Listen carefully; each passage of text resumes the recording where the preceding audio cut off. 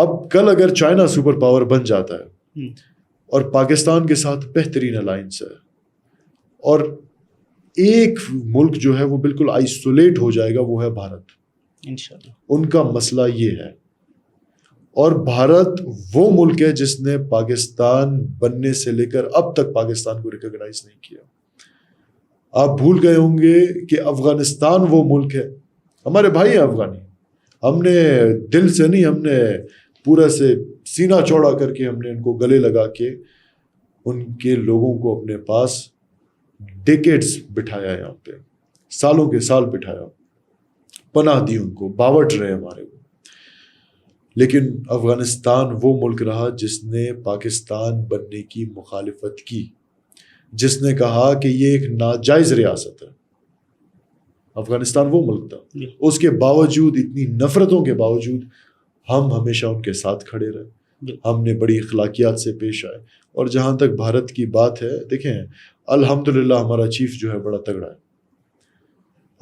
General Asim Munir صاحب جو ہیں بہت تگڑے ہیں. اب ہمارے لوگ مانے یا نہ مانے یہ ایک الگ ڈیبیٹ ہے، لیکن آپ نے راہل گاندھی صاحب کو سنا ہوگا کل جو وہ اپنی اسمبلی میں رو رو کے چیخ کے کہہ رہے تھے اور مودی کا منہ کالا کر رہے تھے وہاں پہ بیٹھ کے کہ جنرل عاصم منیر جس سے امریکہ کا پریزیڈنٹ مل رہا ہے جا کے اور ڈنر کر رہا ہے اس کے ساتھ، اس سے بات کر رہا ہے، پالیسیز بنا رہا ہے، آپ کی کیا حیثیت ہے؟ یہ بہت بڑی ایک اپوزیشن لیڈر کی طرف سے بہت بڑا اسٹانس ہے، یہ بہت بڑی بات ہے یہ جو وہ کر رہے ہیں. اب ایک بڑی عجیب سی بات ہے، ہمارے جو دشمن ملک ہے وہ تعریف کر رہا ہے. دشمن ملک تعریف کرنے پہ اتر آیا ہے. وہ تعریف نہیں کر رہا، وہ ایک تو جو اپنی گورنمنٹ ہے اس کو اس کی ناکامی دکھانے میں ہماری تعریف تو ویسی ہو رہی ہے. لیکن بڑا افسوس ہوتا ہے ان لوگوں پہ جو اپنے ملک کے ہمارے بھائی ہیں، ہماری بہنیں ہیں، وہ اپنے ہی سپہ سالار کے خلاف بات کر رہے ہیں. یہ ادھر ایک افسوس ہوتا ہے. بالکل ایسا ہی ہے. اچھا سر، یہ بتائیں کہ جب بھی یہ تنظیمیں، کالعدم تنظیمیں جو ہے حملہ کرتی ہیں، کبھی بچوں کو نشانہ بناتی ہیں، کبھی مسافروں کو نشانہ بناتی ہیں، نائیوں دھوبیوں کو بھی یہ لوگ نشانہ بناتے ہیں، پولیو ورکر کو نشانہ بناتے ہیں، اور ہم نے یہ دیکھا کہ یہ بعد میں جب ان کے لوگ مارے جاتے ہیں تو یہ انسانی حقوق کی جو تنظیمیں ہیں ان کو مینشن کر کے کہتے ہیں کہ آئیں آپ ہماری آواز بنیں یا اس پہ کردار ادا کریں.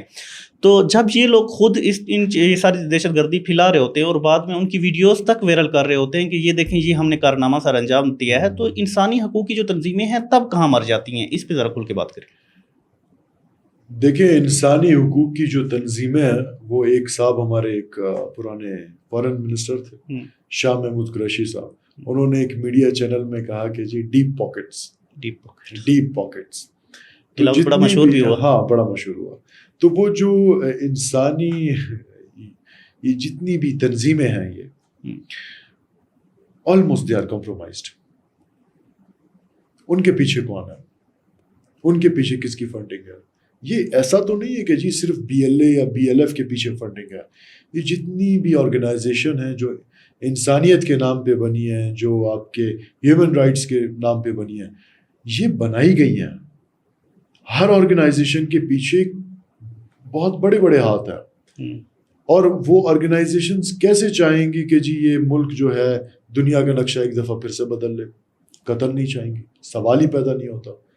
دیکھیں پاکستان کو وہ کس طرح سے کمزور کرنا چاہتے ہیں. ایک ہو گیا ملیٹنسی، دہشت گردی، فتنۃ الہندوستان، فتنۃ الخارج.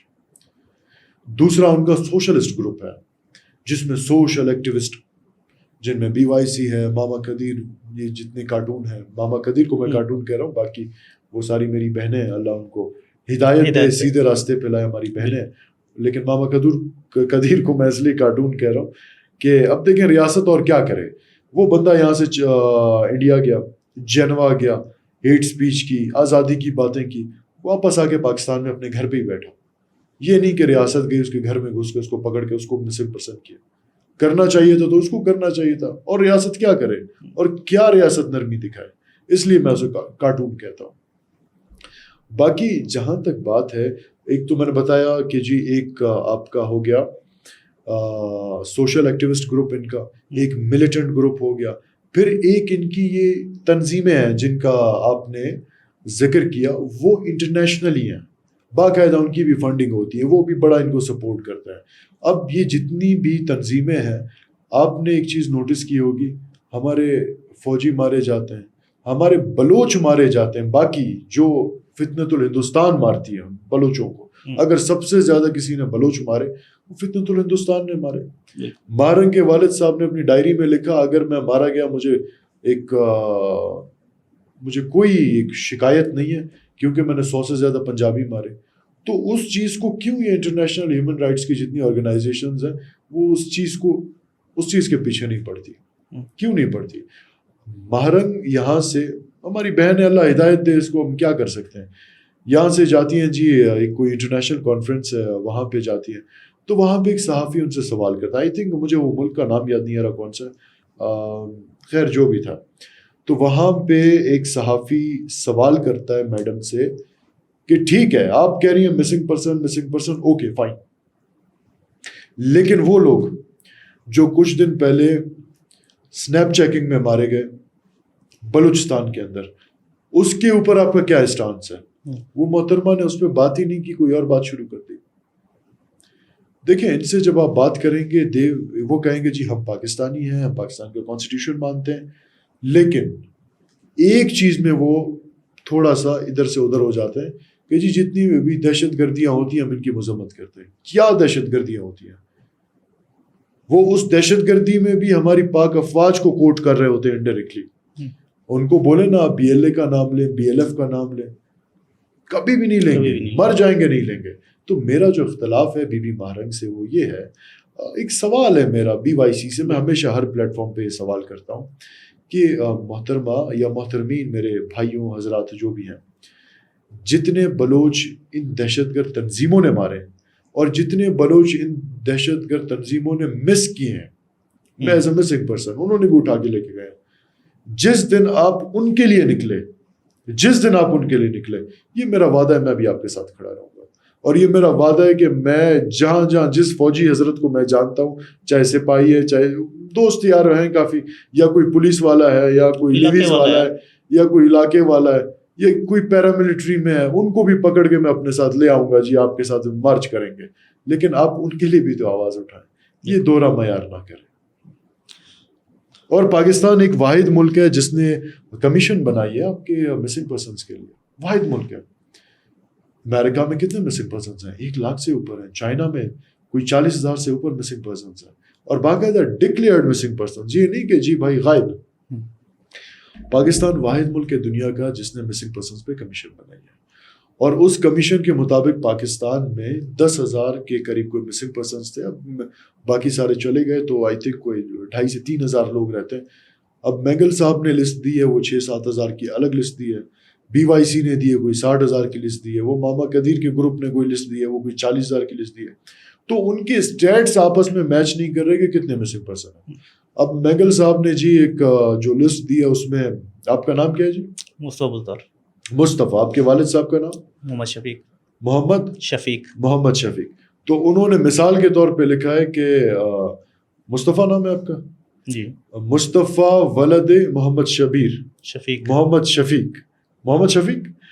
شفیق یہ جو ہے یہ مسنگ ہے۔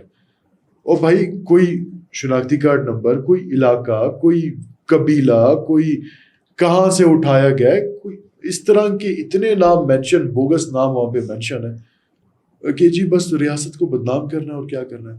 دیکھیں ہماری اگر کل ہمیں کچھ ہو جاتا ہے یا آپ کو کچھ ہو، اللہ آپ کو لمبی عمر دے، کیا آپ کو برداشت ہوگا کہ آپ کے گھر کی خواتینیں روڈوں پہ نکلیں اور ان کو جوائن کریں؟ ان کو نہ بھی کریں جوائن، ویسی روڈوں پہ نکلیں یا کسی دھرنے کا جا کے حصہ بنیں؟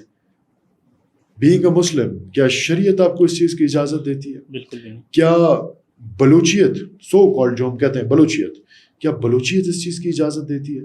ہماری کسٹمز اس چیز کی اجازت نہیں دیتے ہیں۔ تو کس حیثیت میں ایک ادھر دھرنا دیا گیا کوئٹہ کے لگ پاس کے پاس، اور 400 سے زیادہ خواتینیں وہاں بٹھائی گئی 24 دن کے لیے، صبح سے شام تک وہاں بیٹھی ہوئی ہے، کیا وہ کسی کی ماں بہن نہیں ہے؟ کیا ان کو وہ خیال نہیں آتا؟ تو مسائل ہیں جی۔ तीसरा माऊ बहनों को वर्गलाया जाता है। आपने देखा कि अभी भी जो बीवाईसी की जानिब से धरना है, वहाँ पे 15 से 20 लोग टोटल शामिल हैं, जिनमें अक्सरियत जो है वो बच्चियों की है, जिनको ये नहीं अंदाज़ा कि रियासत होती क्या है और दहशतगर्द होते क्या हैं, बस उनको आके बिठा दिया गया और उनको जो है इस्तेमाल किया जा रहा है। उनका बजाय कि मुस्तकबिल बनाने की कोशिश की जाए, लेकिन ये लोग जो है उनको इस्तेमाल करने की कोशिश कर रहे हैं। आपने देखा होगा एक कुर्द ख़ानदान से जो है, एक पढ़े लिखे ख़ानदान से उसका ताल्लुक़ था, सुफियान कुर्द, वो जो है लापता हुआ है। और पहले बल्कि इनकी जानिब से ये ड्रामा किया गया कि वो लापता हुआ है, हालांकि रियासत की जानिब से उनकी पूरी फैमिली को ओबलाइज किया गया, बल्कि उनको अच्छे अच्छे ओहदे दिए गए, तहसीलदार भी हैं, डॉक्टर भी हैं, वकला भी हैं, और रियासत में मतलब बिल्कुल माजरत आपकी बात यहाँ पे काट रहा हूँ। एक देखें, सबसे पहले ये भर्ती करते हैं स्टूडेंट काउंसिल्स में, ठीक है, चाहे कायद आज़म की स्टूडेंट काउंसिल हो, चाहे BMC की स्टूडेंट काउंसिल हो, चाहे किसी भी बाकी जितनी यूनिवर्सिटीज़ हैं, लाहौर की स्टूडेंट काउंसिल हो, वहाँ पे जितनी भी देखें दुनिया में स्टूडेंट काउंसिल्स बनी है, ऑक्सफोर्ड में बनी है, हार्वर्ड में बनी है, यूनिवर्सिटी ऑफ टोरंटो में बनी है, हर जगह बनी है।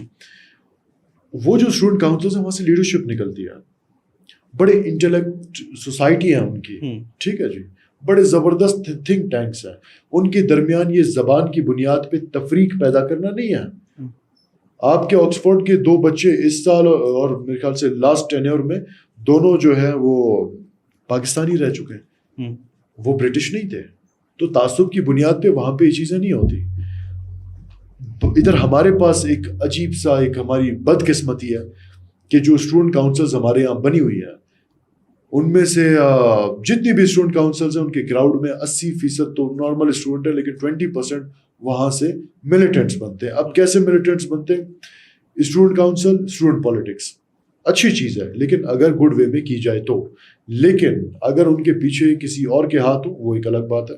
अब कायदे आज़म है या आपकी जितनी भी बाकी यूनिवर्सिटीज़ हैं, वहाँ पे स्टूडेंट काउंसिल्स में बाकायदा इनके माइंड बनाए जाते हैं, थ्योरी पढ़ाई जाती है इनको कि रियासत जालिम है, रियासत ने ये कर दिया, रियासत ने पता नहीं क्या से क्या कर दिया। वो चीज़ें इनके जहन में फीड की जाती है। फिर उसके बाद क्या होता है, जब सोशल एक्टिविस्ट जो होते हैं इनके ग्रुप्स, जब वो कॉल देते हैं जी फलाने जगह धरना देना है और एज अ सोशल एक्टिविस्ट, तो जिनके जहनों में थ्योरी होती है वो जाते हैं वहाँ पे, तोड़ फोड़ करते हैं, पुलिस को नुकसान पहुंचाते हैं, फौजियों की आंखों पे पत्थर मार देते हैं, काफियों को वैसे ही मार देते हैं, और जो लेडीज कांस्टेबल होती हैं उनकी चादरें फाड़ देते हैं, ये करते हैं वो करते हैं। तो आग जब जलती है फिर वो हर जगह फैलती है, फिर कुछ इनकी तरफ से कुछ उनकी तरफ से, बस वो एक फिर फायदा किसको हुआ? बाहर वालों को। तो ये जब चीजें होती हैं वहां पे, फिर वो कहते हैं हमने आपको बताया था ना रियासत जालिम होती है, देखा कितना जुल्म किया आपके साथ। तो वो थ्योरी जो है वो प्रैक्टिकल हो गया। अब प्रैक्टिकल के बाद क्या होता है, सोशल एक्टिविस्ट जितने भी हैं वो बहुत मशहूर हो जाते हैं। जो कुछ ज्यादा मशहूर हो जाता है वो आता है पॉलिटिकल एंगल संभालता है इनका, फितनतुल हिंदुस्तान का पॉलिटिकल एंगल वो संभालता है, और जो थोड़ा जहन से दूसरी तरीके का होता है वो चला जाता है मिलिटेंसी की तरफ। अब एक भाई मिसाल के तौर पे चला गया मिलिटेंसी की तरफ, उसने अपनी ऑर्गेनाइजेशन बनाई लश्कर बलूचिस्तान, ठीक है। एक भाई चला गया सियासत की तरफ, मैं नाम नहीं ले रहा किसी का, फिर बोलेंगे जी पॉलिटिकल डिफरेंसेस, बड़ी मैं इज्जत करता हूँ उनकी, लेकिन एक बात जो हकीकत है वो हकीकत है। तो ये पूरा इस तरह से एक डिजाइन हुआ नक्शा है, स्टूडेंट काउंसिल्स, उसके बाद सोशल एक्टिविज्म, उसके बाद फिर एक इनका ग्रुप चला जाता है पॉलिटिक्स में, एक ग्रुप चला जाता है मिलिटेंसी में, और ये सारा निज़ाम इसी तरह इनका चलता रहता है जो ज़माने से चलता आ रहा है। और मैं हमेशा से कहता आया हूँ कि ये स्टूडेंट काउंसिल्स को सबको बैन करें और एक ही स्टूडेंट काउंसिल अनाउंस करें पूरे मुल्क में, एक ही हो जो हर यूनिवर्सिटी हर जगह हो, जिसमें सिर्फ वतन का इश्क हो। यार मैं क्या बताऊँ, जो एक वतन का जो इश्क होता है ना, जो आपकी रियासत की मोहब्बत है, वो बड़ी अलग सी होती है। वो सिर्फ उसको महसूस हो सकती है जिसके दिल में है कुछ, बाकी जिनको नहीं होती उनका क्या कर सकते हैं हम। तो स्टूडेंट काउंसिल से लेकर मिलिटेंसी का सफर या पॉलिटिकल नेशनलिज्म के नाम पे जो ये लोग करते हैं बलूचिस्तान में, उसका सफर इस तरह होता है। अच्छा, ये बताएं कि हमेशा ये